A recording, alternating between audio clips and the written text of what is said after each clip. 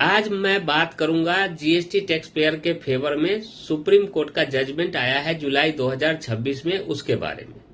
क्योंकि अक्सर GST department किसी भी वायर को सप्लायर के कैंसिल हो जाने पर उसके यहाँ नोटिस भेज देता है और कहता है कि आपने जिससे परचेज किया है वो सप्लायर कैंसिल हो चुका है, वो इनवैलिड है, उसने टैक्स जमा नहीं किया, मतलब बहुत तरह की बातें होती है और सेक्शन 74 के अकॉर्डिंग नोटिस भेज दिया जाता है। तो पार्टी घबरा जाता है। ऐसा ही केस हुआ सेफकॉन लाइफ साइंस के साथ।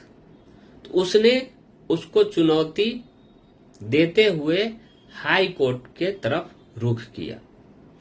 हाई कोर्ट के फैसले को चुनौती देने के लिए जीएसटी डिपार्टमेंट ने SLP special like petition file किया, लेकिन सुप्रीम कोर्ट ने हाई कोर्ट के जजमेंट को बरकरार रखा और टैक्स पेयर के फेवर में फैसला सुनाया। कारण क्यों? क्योंकि भाई जो टैक्स पेयर सप्लायर से माल परचेज किया था उसके पास अकॉर्डिंग टू जीएसटी रूल 2017 सारे डॉक्यूमेंट अवेलेबल थे।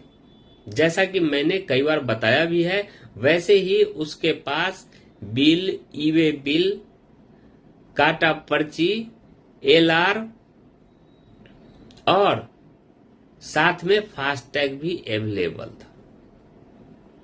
तो डिपार्टमेंट उसके बाद भी कहता है कि भाई आपने जिससे परचेज किया है वो पार्टी ने टैक्स जमा नहीं किया। तो इसके दलील ये थे कि भाई जब उसने टैक्स नहीं जमा किया तो मैं उसे कैसे रोक सकता हूं, हमारे पास जो एविडेंस है उसके अकॉर्डिंग मैंने किया, इसके अलावा तो मैं कुछ कर नहीं सकता। लेकिन डिपार्टमेंट मानने को तैयार नहीं था। तो इसी पर सुप्रीम कोर्ट ने जो जजमेंट सुनाया, जो हाई कोर्ट का जजमेंट था, उसके अकॉर्डिंग ही कि भाई जब इस पार्टी के पास सारे बिल, ई वे बिल, काटा पर्ची और बैंक से ट्रांजैक्शन करके पेमेंट किया हुआ है तो अब ये क्या देगा।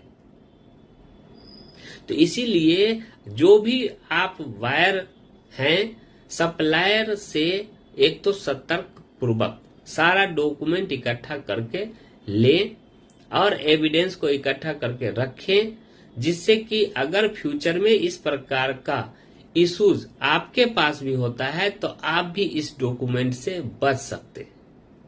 हालांकि सुप्रीम कोर्ट ने जो फैसला सुनाया है वो फैसला जीएसटी टैक्स पेयर के फेवर में है, लेकिन इस फैसले के अनुसार जो जीएसटी के पास सेक्शन 16 सब सेक्शन 2C है उसे नहीं हटाया गया। मतलब ये कि वो जीएसटी लॉ के अकॉर्डिंग ही माना जाएगा। लेकिन हालिया फैसले से ये राहत तो मिली ही है कि जो भी जीएसटी टैक्स पेयर हैं, जो सप्लायर से माल परचेज करते हैं, अगर ये एविडेंस अवेलेबल है और बैंक में ट्रांजैक्शन किया हुआ है तो उन्हें परेशानी ज्यादा नहीं होगी।